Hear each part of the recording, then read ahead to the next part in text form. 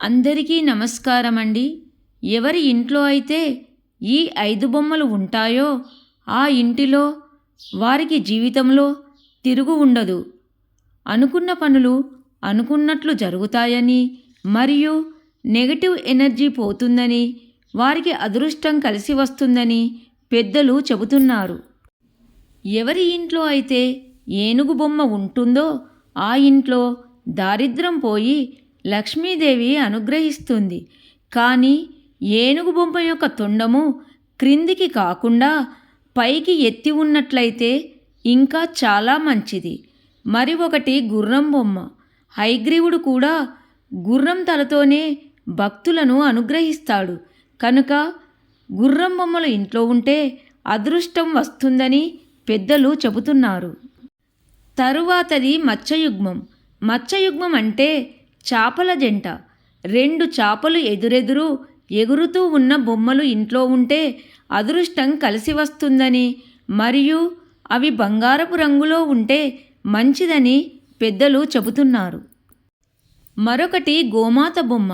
గోమాత బొమ్మ ఇంట్లో ఉంటే గోమాతలో 33 కోట్ల దేవతలు ఉంటాయి అంటారు.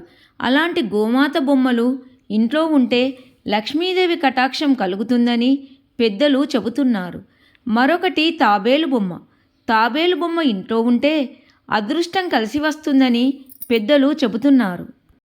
ఏ ఇంట్లో అయితే అదృష్టం కలిసి రావాలని అనుకుంటారో ఆ ఇంట్లో ఈ 5 బొమ్మలు ఉంటే లక్ష్మీ కటాక్షం కలుగుతుంది. మొదటిది ఏనుగు బొమ్మ, రెండవది గుర్రం బొమ్మ. ఆవు బొమ్మ మత్స్యయుగ్మం అంటే 2 చేపలు ఎగురుతున్నట్లు ఎదురెదురుగా ఉన్న బొమ్మ. చాలామంది ఇంట్లో తాబేళ్ల బొమ్మలు ఉంటాయి. కానీ రాగి లోహంతో చేసిన తాబేలు బొమ్మ కానీ వెండి లోహంతో చేసిన తాబేలు బొమ్మ కానీ ఉంటే లక్ష్మీదేవి అనుగ్రహం కలిగి ధనలాభం విశేషంగా ఉంటుందని పెద్దలు చెబుతున్నారు.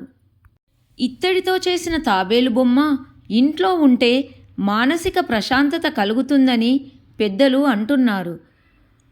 గాజుతో చేసిన తాబేలు బొమ్మ ఇంట్లో ఉంటే కుటుంబంలో గొడవలు పోతాయని పెద్దలు చెబుతున్నారు. కానీ తాబేలు బొమ్మ ఉత్తరం వైపు ఉంటే అదృష్టం చాలా కలిసి వస్తుందని పెద్దలు అంటున్నారు. ఈ బొమ్మలను ఇంట్లో పెట్టుకొని శుభ ఫలితాలను పొందుమని పెద్దలు చెబుతున్నారు. ఈ వీడియో నచ్చితే లైక్ చేయండి.